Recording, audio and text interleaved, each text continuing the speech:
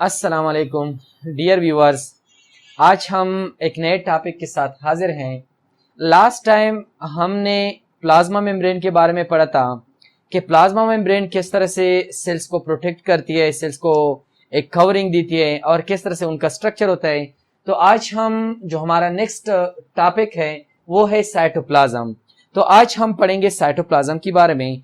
Actually cytoplasm जो है, अगर इसकी हम वर्ड को देख लें, साइटोप्लाज्म जो वर्ड है इसको अगर हम देख लें तो ये दो वर्ड से बना है। इसमें कौन कौन से वर्ड्स शामिल है? इसमें एक वर्ड्स है साइटो और सेकंड है प्लाज्म। अच्छा, अगर हम यहां पर देखें कि जो साइटोप्लाज्म का वर्ड है ये एक ग्रीक वर्ड है जो दो वर्ड से बना होता है। एक होता है साइटो जिसका मतलब होता है सेल, जिस तरह के हम कहते हैं histology, the study of cell is called cytology और हिस्टोलॉजी। तो इसी तरह जो दूसरा वर्ड है वो है प्लाज्म। जिस तरह की हमने लास्ट टाइम बात की थी प्लाज्मा मेम्ब्रेन की, उसको हम प्लाज्मा मेम्ब्रेन इसलिए नाम देते हैं कि वो फ्लूइड सा स्ट्रक्चर होता है, तो इसलिए यहां पर भी प्लाज्म का मतलब है फ्लूइड हो। तो इसका मतलब ये हुआ कि जो साइटोप्लाज्म होगी वो सेल के अंदर या सेल में कुछ फ्लूइड होगी। सेल के अंदर क्या होगी? सेल के अंदर कुछ फ्लूइड होगी। तो साइटोप्लाज्म का मतलब हमने बता दिया कि साइटोप्लाज्म का मतलब क्या होता है। साइटोप्लाज्म का मतलब होता है कि सेल में जो फ्लूइड है उसको हम क्या कहेंगे? साइटोप्लाज्म कहेंगे। अब एक जनरल एमसीक्यूज पूछी जाती है, द डायमीटर ऑफ साइटोप्लाज्म। तो साइटोप्लाज्म की जो डायमीटर है वो 15 to 20 नैनोमीटर इन वेट है, लेकिन वेट में है। अच्छा, अब हम डिफिनीशन की तरफ आते हैं कि साइटोप्लाज्म की क्या डिफिनीशन है। साइटोप्लाज्म को हम इस तरह से डिफाइन कर सकते हैं, it is a colourless clear jelly like substance that fill the space between cell membrane and nuclear membrane। अच्छा, अगर हम डायग्राम की तरफ देखें तो प्लाज्मा मेम्ब्रेन को हम कैसे डिफाइन करेंगे कि फॉर एग्जांपल ये है न्यूक्लियस, और न्यूक्लियस के बाहरी सरफेस पर एक मेम्ब्रेन मौजूद होते हैं जिसको हम न्यूक्लियर मेम्ब्रेन का नाम देते हैं। इसी तरह सेल के ऊपर भी एक डबल लेयर मेम्ब्रेन होती है जिसको हम प्लाज्मा मेम्ब्रेन कहते हैं। अब प्लाज्मा मेम्ब्रेन और न्यूक्लियर के मेम्ब्रेन के बीच में जितने भी एरिया आता है सेल्स का, उसको हम कहेंगे कि ये क्या है? ये है साइटोप्लाज्म। अब इसी साइटोप्लाज्म में कुछ और भी कंपोनेंट्स मौजूद होते हैं, जिस तरह के प्रोटीन्स हैं, बायोकेमिकल्स हैं, लिपिड्स हैं, कार्बोहाइड्रेट्स हैं, और इसके अलावा जो फंक्शनल पार्ट्स होते हैं सेल्स के, जो ऑर्गेनेल्स हैं, वो भी इसी साइटोप्लाज्म में मौजूद हैं। तो इसलिए हम इसको इस तरह डिफाइन करते हैं कि it is a clear jelly like substance that fill the space between cell membrane and nuclear membrane contain different living and non living components. इसके लिविंग कंपोनेंट्स जो है वो ऑर्गेनेल्स हैं, और नॉन लिविंग कंपोनेंट्स जो है वो इसमें साल्ट्स हो गए, बायोमोलिक्यूल्स हो गए, प्रोटीन्स हो गए, तो वो उसके नॉन लिविंग पार्ट हो गए। अब हम इसकी हिस्ट्री की तरफ आते हैं कि इसकी हिस्ट्री क्या है। साइटोप्लाज्म को फर्स्ट ऑफ ऑल एक साइंटिस्ट रॉबर्ट ब्राउन ने 1831 में डिस्कवर किया था। इसके बाद एक और साइंटिस्ट 1863 में क्या किया? इसको नाम दिया, और इस साइंटिस्ट का नाम था रोडोल्फ वॉन कोलिकर। इसने क्या किया कि इसने फर्स्ट टाइम इसी साइटोप्लाज्म का जो वर्ड है या जो नाम है ये प्रपोज किया, लेकिन जो नाम था इसका, ये इसने साइटोप्लाज्म या जो इसका फ्लूइड पार्ट है सिर्फ इसके लिए इस्तेमाल नहीं किया, बल्कि इसने जो पूरा प्रोटोप्लाज्म होता है जिसमें न्यूक्लियस इंक्लूडेड होता है, उसका ये एक सिनोनिम के तौर पर इस्तेमाल किया, या इसका एक दूसरे नाम पे के तौर पर इस्तेमाल किया कि ये क्या है? प्रोटोप्लाज्म का दूसरा नाम है। और बाद में कुछ साल बाद इन 1874 another scientist named स्ट्रॉबर्गर, उसने क्या कहा कि जो साइटोप्लाज्म का वर्ड इसने प्रोटोप्लाज्म के लिए इस्तेमाल किया है वो सही नहीं है। प्रोटोप्लाज्म अलग चीज है, साइटोप्लाज्म अलग चीज है। प्रोटोप्लाज्म और साइटोप्लाज्म में क्या फर्क होता है? साइटोप्लाज्म को हम कहते हैं कि जो प्लाज्मा मेम्ब्रेन होती है और जो सेल मेम्ब्रेन होते हैं, इसके बीच में जो चीजें हैं इसको हम साइटोप्लाज्म कहेंगे। और प्रोटोप्लाज्म हम किस चीज को कहते हैं? प्रोटोप्लाज्म हम इसी साइटोप्लाज्म को इंक्लूड करके जो न्यूक्लियर हम एक्सेप्ट लेते हैं साइटोप्लाज्म में उसको भी इंक्लूड करते हैं, cytoplasm plus nucleus combinedly called protoplasm. तो इसलिए इसमें डिफरेंस है। तो इसलिए इस साइंटिस्ट ने कहा कि इसने नाम तो सही प्रपोज किया है, लेकिन जिस चीज के लिए प्रपोज किया है वो सही नहीं है। तो इसलिए इसने कहा कि साइटोप्लाज्म हम किस चीज को कहते हैं, साइटोप्लाज्म हम कहते हैं फ्लूइड पार्ट ऑफ सेल्स, जो फ्लूइड पार्ट होता है सेल्स का, तो इसी को हम कहेंगे साइटोप्लाज्म। तो ये एक शॉर्ट हिस्ट्री थी साइटोप्लाज्म की। अब हम इसकी स्ट्रक्चर की तरफ आते हैं, लेकिन स्ट्रक्चर में जाने से पहले हम इसकी कंपोजिशन को देखते हैं कि इसमें क्या क्या चीजें मौजूद होती हैं।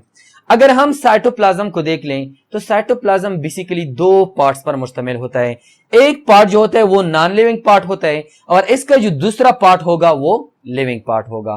हम इसको नॉन लिविंग इसको लिविंग क्यों कहते हैं, वो इसलिए कि इसमें जो कंपोनेंट इस्तेमाल होते हैं या जो मौजूद हैं जो प्रेजेंट है वो नेचर में खुद को चेंज इजीली नहीं कर सकते अकॉर्डिंग टू एनवायरनमेंट, और ये क्या करते हैं अकॉर्डिंग टू एनवायरनमेंट अपने जो फंक्शन होते हैं उनको क्या करते हैं चेंज करते हैं। मन में मतलब इसमें ये हिस्सियत मौजूद है कि ये एनवायरनमेंट के साथ खुद को क्या कर सकते हैं एडजस्ट कर सकते हैं। अब अगर हम नॉन लिविंग पार्ट में देख लें कि नॉन लिविंग पार्ट में कौन सी चीज प्रेजेंट होती है, तो इसमें प्रेजेंट है साइटोसोल्स और लिविंग पार्ट में मौजूद होती है ऑर्गेनेलिस। अब साइटोसोल क्या होता है, ऑर्गेनेलिस क्या होता है? साइटोसोल कंबाइनली जितने भी लिक्विड पार्ट होता है साइटोप्लाज्म का, जिसमें डिसॉल्व चीजें भी मौजूद होती हैं या कुछ और नॉन लिविंग चीजें भी मौजूद होती हैं, जिस तरह के अगर हम देख लें साइटोप्लाज्म साइटोसोल्स को, तो इसको फर्दर हम फिर दो में डिवाइड करते हैं। एक को हम कहते हैं कि ये इसका लिक्विड पोर्शन है और दूसरा हम कहते हैं कि ये है cytoplasmic inclusion. Liquid portion of cytosol और नॉन लिविंग पार्ट में कौन कौन सी चीजें मौजूद होती हैं? मेनली इसमें वाटर पाया जाता है, 90% इसमें वाटर पाया जाता है। इसके अलावा कुछ साल्ट्स यहां पर मौजूद होते हैं और डिसॉल्व सब्सटेंसेस जो वाटर में डिसॉल्वेबल हो वो डिसॉल्वेबल सब्सटेंसेस भी इस लिक्विड पोर्शन में मौजूद होते हैं। इसी साइटोसोल का जो दूसरा कंपोनेंट है वो क्या है? Cytoplasmic inclusion. इसमें मोस्टली बायोकेमिकल्स होते हैं। क्या होते हैं इसमें? बायोकेमिकल्स होते हैं। कौन कौन से बायोकेमिकल्स होते हैं? Carbohydrates, proteins, lipids and pigments. For example अगर हम कार्बोहाइड्रेट्स की बात कर लें तो कार्बोहाइड्रेट्स का यहां पर क्या काम होगा? कार्बोहाइड्रेट्स का काम हो कि वो हमारे बॉडी के लिए क्या करें? एनर्जी प्रोवाइड करें। प्रोटीन एक स्ट्रक्चर पार्ट होता है, एक फंक्शनल पार्ट होता है जो हमारे बॉडी के स्ट्रक्चर और फंक्शन करने में हेल्प करवाता है। लिपिड क्या होता है? लिपिड मोस्ट जो हमारे ऑर्गेनेलिस हैं या मोस्ट हमारे सेल्स की जो मेम्ब्रेन होते हैं उसमें मेजॉरिटी कंसंट्रेशन में क्या चीज मौजूद होती है? लिपिड मौजूद होते हैं। इसके अलावा लिपिड का और भी फंक्शन है, जो मेन फंक्शन इसका है ये क्या करते हैं? मेम्ब्रेन सिंथेसिस करते हैं। और पिगमेंट्स क्या करते हैं? फॉर एग्जांपल हम मेलानिन की बात करते हैं और मेलानिन हमारे स्किन का कलर कंट्रोल करता है। तो ये हमारे बायोकेमिकल्स में ये कंपोनेंट्स मौजूद होते हैं। अब अगर हम इसके लिविंग पार्ट को देख लें तो लिविंग पार्ट में कौन सी चीजें इन्वॉल्व होती है? लिविंग पार्ट में है ऑर्गेनेलिस। अब सेल के अंदर बहुत सारे ऑर्गेनेलिस मौजूद हैं, लेकिन यहां पर मैंने कुछ ऑर्गेनेल को एनलिस्ट किया हुआ है, तो इन ऑर्गेनेलिस का हम यहां पर जिक्र करेंगे और इसका फंक्शन देखेंगे। फर्स्ट ऑफ ऑल है साइटोस्केलेटन। एक नाम हम सुनते हैं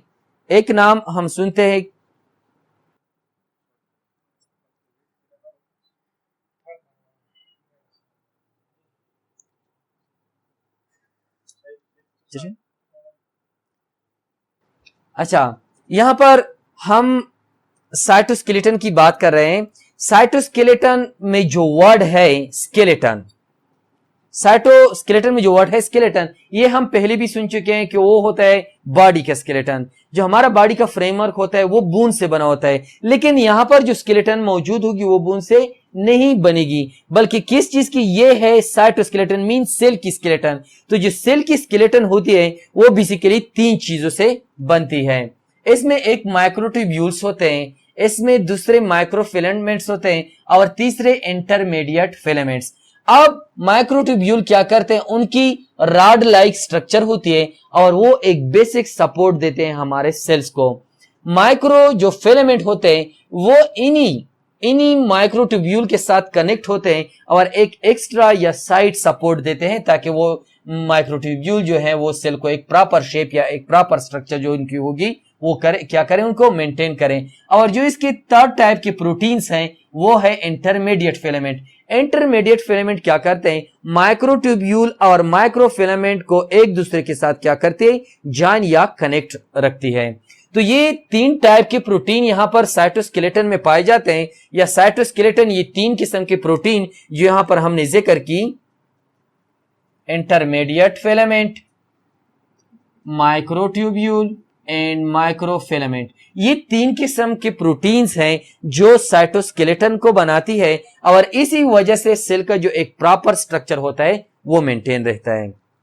इसके बाद इसमें और ऑर्गेनेलिस है एंडोप्लाज्मिक रेटिकुलम। ये है एंडोप्लाज्मिक रेटिकुलम का स्ट्रक्चर जो बेसिकली 2 पार्ट्स पर कंपोज होता है। एक को हम कहते हैं स्मूथ एंडोप्लाज्मिक रेटिकुलम और सेकंड को हम रफ एंडोप्लाज्मिक रेटिकुलम कहते हैं। स्मूथ एंडोप्लाज्मिक रेटिकुलम और रफ एंडोप्लाज्मिक रेटिकुलम न्यूक्लियस के साथ अटैच होते हैं और ये मेनली या तो लिपिड की सिंथेसिस करते हैं या प्रोटीन की सिंथेसिस करते हैं। इसके बाद है गोल्गी बॉडीज। गोल्गी बॉडीज क्या करती हैं, जब हमारे सेल्स प्रोटीन्स या लिपिड्स को बनाते हैं तो वो रिलीज करते हैं लेकिन वो इनएक्टिव फॉर्म में होते हैं। ये क्या करते हैं, ये गोल्गी बॉडीज उनको मॉडिफाई करते हैं, उसको वेसिकल में कन्वर्ट करते हैं और फंक्शनल बनाते हैं। लास्ट में हमने यहाँ पर जो मेंशन किया है, लिस्ट किया है ऑर्गेनेल्स को, वो है माइटोकॉन्ड्रिया। माइटोकॉन्ड्रिया जो सबसे इंपॉर्टेंट एमसीक्यूज आती है माइटोकॉन्ड्रिया से वो होती है पावर हाउस ऑफ सेल। कि पावर हाउस ऑफ सेल्स क्या होती है, तो पावर हाउस ऑफ सेल है माइटोकॉन्ड्रिया। ये बहुत सी जगहों पर ये एमसीक्यूज पूछी जाते हैं। तो माइटोकॉन्ड्रिया यहाँ पर क्या काम करेगी, सेल्स के लिए जितनी एनर्जी की जरूरत होगी वो एनर्जी वो सिंथेसाइज करवाएगी।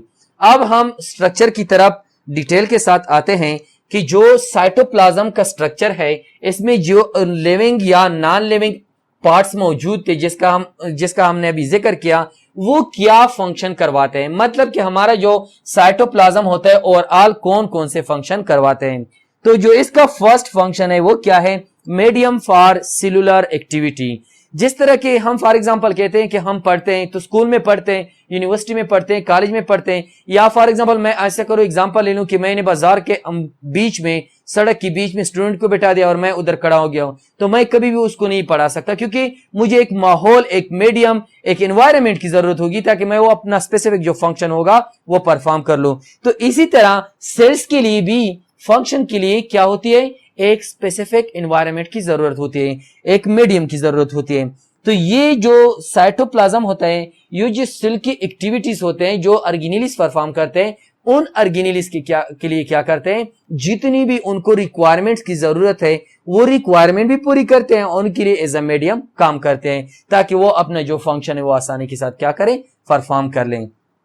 इसके बाद जो सेकंड फंक्शन है मेटाबॉलिक एक्टिविटी। जिस तरह के हम मेटाबॉलिक एक्टिविटी में पढ़ते हैं जो सेलुलर रेस्पिरेशन होती है, उसका जो फर्स्ट स्टेप होता है वो होता है ग्लाइकोलाइसिस। तो बेसिकली साइटोप्लाज्म में जो लिक्विड पार्ट है उसमें क्या होगा, ग्लाइकोलाइसिस होगा और फिर माइटोकॉन्ड्रिया के अंदर इसी रेस्पिरेशन की जो 2 स्टेप होते हैं, और एक होता है क्रेब्स साइकिल और एक होता है इलेक्ट्रॉन ट्रांसपोर्ट चेन, वो इसी ऑर्गेनेलिस माइटोकॉन्ड्रिया के अंदर होंगे। तो ये क्या करते हैं, मेटाबॉलिक एक्टिविटी भी यहाँ पर हो सकती है, मेटाबॉलिक एक्टिविटी भी यहाँ पर होती है। इसके बाद स्टोर हाउस ऑफ बायोमोलिक्यूल्स। हमने पहले भी जिक्र किया कि बायोमोलिक्यूल कौन कौन से, कार्बोहाइड्रेट, लिपिड, प्रोटीन्स वगैरह।